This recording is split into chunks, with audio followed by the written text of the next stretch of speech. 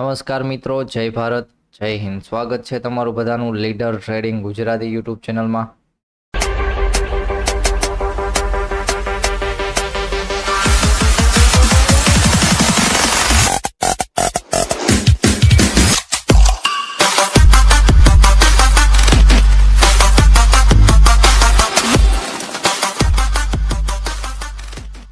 ચલો મિત્રો, આજે હતી ક્યાંક 20 જૂન અને આજના દિવસે નિફ્ટીનો એક્સપાયરી દિવસ હતો. જોવા જઈએ તો એક્સપાયરી દિવસમાં કોઈ એવી ખાસી મોટી મુવમેન્ટ જોવા નથી મળી, કારણ કે મુવમેન્ટ છે એ સવારમાં જોવા મળી હતી.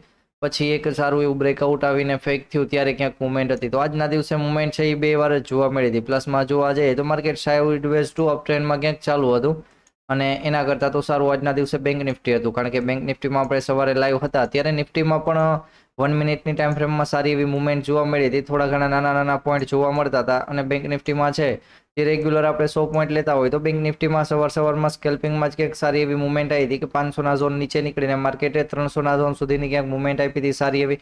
તો 150 પોઈન્ટની મુવમેન્ટ તો ત્યારે જોવા મળી હતી અને પછી જોવા જઈએ તો માર્કેટે ફરીવાર 500ના ઝોન ઉપર નીકળ્યું ત્યારે પણ માર્કેટમાં સારી એવી 100 પોઈન્ટની મુવમેન્ટ જોવા મળી હતી અને પછી પણ વચમાં એકવાર 100 પોઈન્ટની મુવમેન્ટ જોવા મળી હતી. તો નિફ્ટીમાં આજના દિવસે ટ્રેડ હતો નહીં, પણ સવારમાં થોડી ઘણી મુવમેન્ટ આવી હતી કે અહીંયા એક સારો એવો સપોર્ટ અને સારો એવો રેઝિસ્ટન્સ ઝોનમાં જ્યાં સુધી માર્કેટ અંદર ચાલતું હતું તો વારંવાર એક સપોર્ટ ઝોનેથી બાય અને રેઝિસ્ટન્સ ઝોનેથી સેલ, તો એવી ક્યાંક મુવમેન્ટ જોવા મળી હતી. ચલો, નિફ્ટીનો તો કંઈ એટલો બધો ઐતિહાસિક દિવસ ગયો નથી, પણ નિફ્ટીમાં જે લોકોએ ટ્રેડ કર્યો હશે એમને ક્યાંક ખ્યાલ હશે કે કેવી મુવમેન્ટ હતી નિફ્ટીમાં એ બધી, કારણ કે વચમાં બે જ કેન્ડલ આવી હતી, વધારે કોઈ એવી મુવમેન્ટ હતી નહીં ક્યાંય. તો ચલો મિત્રો, વાત કરી લઈએ ફરીવાર 21 જૂન એટલે કે કાલના દિવસે. તો કાલના દિવસે શુક્રવાર છે તો નિફ્ટી બેંક નિફ્ટીની એક એક્સપાયરી છે ને એક્સપાયરી છે સેન્સેક્સની. તો સેન્સેક્સની એક્સપાયરીના લેવલ છે એ આપણે કાલના દિવસે લઈ લેશું લાઈવમાં. પણ સેન્સેક્સમાં પણ નિફ્ટી જેવું જ છે, એટલા માટે નિફ્ટીની ચર્ચા કરી લઈએ. એ સેન્સેક્સ માટે ક્યાંક કામ જ આવવાની છે. તો ચલો, નિફ્ટી છે, નિફ્ટી એક સારી એવી રેન્જમાં ચાલે છે. તો હવે કાલના દિવસે ક્યાંક રેન્જ બ્રેક કરે અથવા પછી સોમવારની રાહે રહેવું પડશે કે માર્કેટ છે એક સારી એવી રેન્જ બ્રેક કરી અને સારી એવી મોટી મુવમેન્ટ માટે ક્યાંક અહીંયા 200 પોઈન્ટમાં જે રેન્જ ચાલતી હોય છે એ રેન્જને ક્યાંક બ્રેક કરીને સારી એવી મુવમેન્ટ આપે. તો ચલો, ફરીવાર માર્કેટ ઓપન થાય છે કાલના દિવસે ક્યાંય, કારણ કે 500ના ઝોન ઉપર ક્લોઝિંગ થયું છે તો ડાઉન સાઈડ ઓપન થતું હોય 500ના ઝોન પાસે, તો 500નું ઝોન બાઇંગ ઝોન છે. તો અહીંયા એક મોકો મળશે કે એકવાર અહીંયા બાઇંગ કરી શકાય અને ફરીવાર અહીંયાથી 600ના ઝોનનો એક ટાર્ગેટ સારો એવો મળી શકે જો 500ના ઝોનને નજીક ક્યાંય કાલના દિવસે મળતું હોય સવારમાં તો ક્યાંક. તો ચલો, એ તો એક બાઇંગ ઝોન છે. ફરીવાર માર્કેટ સાઇડવેઝ ઓપન થાય છે અને 600ના ઝોન ઉપર નીકળે છે તો અપસાઇડમાં મુવમેન્ટ જોવા મળી શકે 685ના ઝોન ઉપર, અને એના ઉપર છે 780ના ઝોન સુધીની ક્યાંક સારી એવી મુવમેન્ટ જોવા મળી શકે. અને ફરીવાર સાઇડવેઝ ઓપન થઈને ડાઉન સાઇડ નીકળે છે 530 પાસે, તો અહીંયાથી નજીક જ હશે, કારણ કે અત્યારે પુટ સાઇડની મુવમેન્ટ તો વધારે નહીં જોવા મળે, પણ 500નો ઝોન બ્રેક થશે ત્યારે મોટી મુવમેન્ટ ક્યાંક જોવા મળશે 480ના ઝોન નીચે. તો અહીંયાથી પછી ડાયરેક્ટ 80 પોઈન્ટની મુવમેન્ટ જોવા મળી શકે કે ડાયરેક્ટ 400ના ઝોન સુધી માર્કેટ આવે તો એવી ક્યાંક મુવમેન્ટ.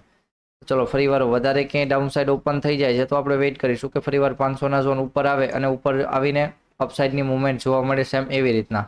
ને વધારે અપસાઇડ ઓપન થઈ જાય છે તો કંઈ ચિંતાની વાત છે નહીં, કારણ કે પેલી કેન્ડલ જે છે એ બધી વસ્તુ કે અપસાઇડ ઓપન છે કે નથી તો એ બધી વસ્તુ એ પેલી કેન્ડલ બતાવી દેશે, કારણ કે જ્યારે અપસાઇડ ઓપન થયું છે ત્યારે પેલી કેન્ડલ છે માર્કેટમાં રેડ કેન્ડલ આવે છે અને ક્યારેક જ એવી છે પાછળ અહીંયા જે રેન્જમાં છે કે એકવાર ગ્રીન આવીને પણ થોડીક વારમાં પછી માર્કેટ ડાઉન સાઈડ આવી ગયું તો એવી મુવમેન્ટ આવે તો આપણી પાસે બંને સાઈડની ટ્રેન્ડ લાઇન છે જે આખી રેન્જમાં છે. જો વધારે અપસાઇડ માર્કેટ ડાયરેક્ટ 700ના ઝોન પાસે ઓપન થાય છે તો અહીંયાથી ફરીવાર સેલિંગ જોવા મળી શકે સારું એવું, અને ફરી પાછું 650ના ઝોન પાસે અથવા 600ના ઝોન પાસેથી પાછું એક બાઇંગ જોવા મળી શકે કે ફરીવાર માર્કેટને 700ના ઝોન ઉપર લઈ આવે, કારણ કે ફરીવાર અહીંયાથી બાઇંગ નથી આવતું, નીચે નીકળે છે તો નીચે પછી મોટો ટાર્ગેટ 500ના ઝોન સુધીનો ક્યાંક જોવા મળી શકે. તો જ્યાં સુધી રેન્જમાં છે ત્યાં સુધી આપણે રેન્જમાં જ ક્યાંક કામ કરવાનું થશે. અને ડાઉન સાઈડની મોટી મુવમેન્ટ માટે જે આખી રેન્જની ડાઉન સાઈડની ટ્રેન્ડ લાઇન છે એના નીચે ક્યાંય 1 અવરની કેન્ડલ ક્લોઝિંગ થતી હોય તો પછી મોટી મુવમેન્ટ છે એ ત્યારે ક્યાંક સારી એવી સ્પીડમાં જોવા મળી શકે છે કાલના દિવસ માટે.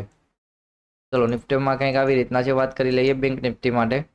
બેંક નિફ્ટી માટે રેન્જ બહુ મોટી છે પણ લેવલ ઘણા દૂર છે, કારણ કે માર્કેટમાં થોડીક મુવમેન્ટ આવી છે સારી એવી, એટલા માટે રેન્જ તો છે વધારે મોટી. જોવા જઈએ તો 700 પોઈન્ટની રેન્જ ક્યાંક જોવા મળે છે, પણ આપણે નાની રેન્જ બનાવી હોય તો નાની રેન્જ પણ થઈ જાય. તો ચલો, પહેલાં તો અત્યારે અહીંયા 200 પોઈન્ટની રેન્જમાં છે માર્કેટ સાઇડવેઝ ઓપન થતું હોય તો જે સાઈડ બ્રેક કરે એ સાઈડની ક્યાંક મુવમેન્ટ જોવા મળવી જોઈએ એ સારી એવી. સેમ વસ્તુ કે ડાઉન સાઈડ બ્રેક કરે છે તો ડાઉન સાઈડની મુવમેન્ટ, અને 500નો ઝોન છે જ્યાં મેં સપોર્ટ ડ્રો નથી રાખેલો પણ 500નો ઝોન એક સપોર્ટ ઝોન તરીકે કામ આવી શકે છે, કારણ કે આજના દિવસે સારી એવી મુવમેન્ટ હતી. સારી એવી મુવમેન્ટ માટે આપણને 500નો ઝોન જ ક્યાંક કામ આવ્યો છે. આપણે જે લાઈવમાં હતા અને લાઈવમાં પણ 500ના ઝોન પાસે પેલા માર્કેટે સારો એવો સપોર્ટ બનાવ્યો અને એને બ્રેક કરીને પછી માર્કેટ થોડીક વાર રેઝિસ્ટન્સ ઝોન તરીકે કામ આવ્યો. ફરીવાર માર્કેટ એના ઉપર નીકળ્યું તો પાછો એકવાર સપોર્ટ તરીકે માર્કેટમાં સારો કામ આવ્યો છે. તો 500નો ઝોન છે, અહીંયા પણ તમે એક સારો એવો સપોર્ટ ઝોન ડ્રો કરી શકો છો. ફરીવાર માર્કેટ ઓપન થાય છે ક્યાંય 500ના ઝોન પાસે અને ફરીવાર 500ના ઝોન ઉપર હોલ્ડ કરતું હોય તો આપણે ડાઉન સાઈડનું ક્યારે વિચારશું કે ફરીવાર 500ના ઝોન નીચે નીકળે ત્યારે ડાઉન સાઈડનું વિચારશું.